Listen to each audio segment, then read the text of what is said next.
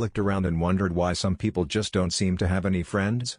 Not because they're bad people or unlikable, but because, somehow, they always end up alone. Maybe you've noticed someone at work who eats by themselves every day. Or that classmate who sits quietly in the corner, never part of any group. Or maybe you've felt that way yourself. Loneliness isn't just an emotional state, it's a psychological experience that can shape who we are, how we think, and even how we see the world. In this video, we're diving deep into the psychology of people who have no friends, the hidden reasons behind it, the behavioral patterns they share, and the surprising truths about what this says about human connection and mental health. This isn't about judgment.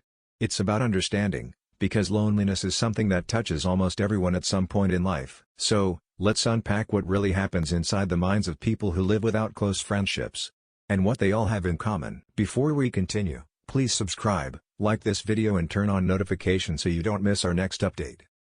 Friendship is often seen as one of life's greatest sources of joy, stability, and meaning. We are wired for social connection. Our brains literally reward us with dopamine when we bond, laugh, or feel understood by someone else. Yet, despite living in the most connected era in human history, more and more people report feeling isolated and alone. In fact, studies show that nearly 1 in 3 adults say they have no close friends. That's not just a sad statistic, it's a growing psychological phenomenon that has caught the attention of researchers worldwide. But here's where it gets fascinating. People who have no friends tend to share strikingly similar psychological traits, emotional experiences, and social patterns. They often think and behave in ways that, unintentionally, keep others at a distance. And understanding those patterns can open a window into one of the deepest aspects of human nature, our longing to belong. So in this video, we'll explore why some people struggle to form friendships, what the science says about their emotional world, and how loneliness reshapes the brain and behavior. We'll also look at how people can break the cycle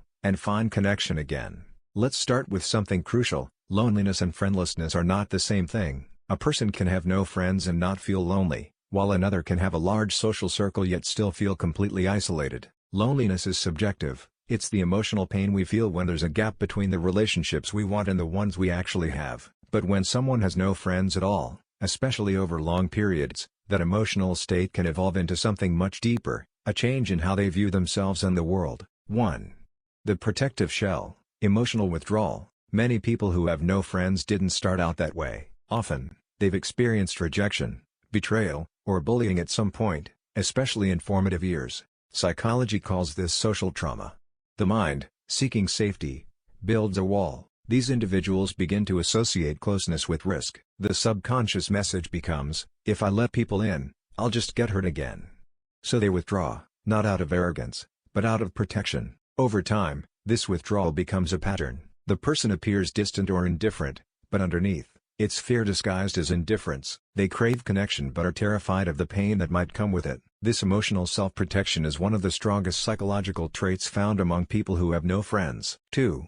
The overthinker's trap. Another common trait is overthinking, constantly analyzing social interactions and fearing rejection before it even happens. Someone might think, they didn't text back, I must have said something wrong.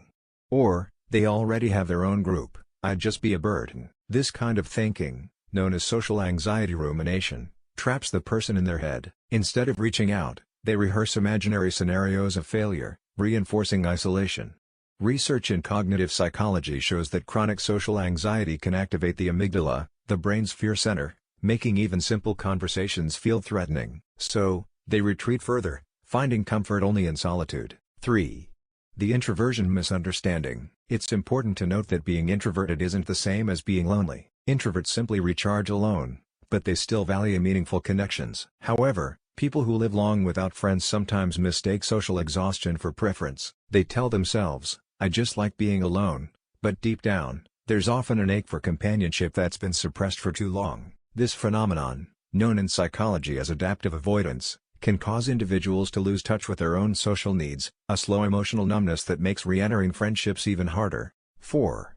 The self-perception cycle. When someone spends a long time without social feedback, no friends to mirror their worth, no laughter shared, no validation, the mind begins to rewrite its own story. They might start believing things like, I'm uninteresting, I'm hard to love, or people don't want me around. These thoughts aren't facts, The Reflections of Isolation's Distortion. A 2022 study published in the Journal of Social and Clinical Psychology found that prolonged social isolation increases negative self-evaluation and decreases confidence in social skills. In other words, the longer someone stays friendless, the harder it becomes to believe they're even capable of friendship. 5.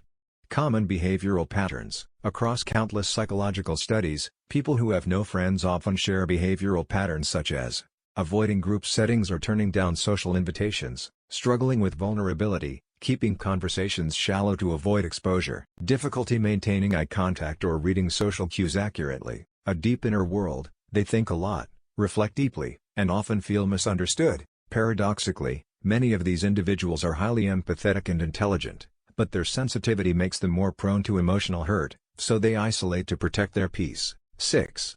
The role of environment in modern life. Technology has also amplified loneliness. Social media gives an illusion of connection but often replaces real human interaction. People scroll through images of others' friendships and subconsciously reinforce their own feelings of exclusion. Environmental factors like relocation, trauma, or busy lifestyles can make friendlessness more likely, but what truly cements it is when the emotional barrier becomes psychological habit. Psychologists refer to this as learned isolation, when the brain adapts to solitude, perceiving it as the safest emotional state. 7. The physical and mental impact. The psychological effects of loneliness are profound. Chronic loneliness activates the body's stress response, increasing cortisol levels and lowering immune function. It's been linked to anxiety, depression, and even early mortality. Neuroscientists have found that loneliness affects the same brain regions as physical pain, meaning emotional isolation literally hurts. It's the mind's way of saying, something is missing. 8. The common core. A deep need for understanding. Despite the differences in personality or background, almost all people who have no friends share one thing in common: a profound desire to be understood. They often don't need crowds, they don't crave popularity, they just want someone to see them for who they are, without judgment or pretense. But because the world can be harsh to vulnerability, they hide the need behind walls of self-sufficiency, sarcasm, or silence. It's not that they don't want friends, it's that they've forgotten how to believe friendship is possible. The psychology of people who have no friends isn't about failure, it's about defense, adaptation, and survival. Behind every quiet person, every loner you see, there's often a story of someone who once cared too deeply, trusted too much, or got hurt too badly. But here's the truth: friendlessness isn't a permanent state. The brain is wired for connection, and emotional walls can be softened, slowly, gently, with time and trust. If you see yourself in any part of this story, remember, you're not broken. You're human. The same instincts that make loneliness painful also make love and friendship possible again. Start small, say hello to someone, share a moment of honesty, join a community where you can be yourself. Connection begins with courage, the courage to be seen.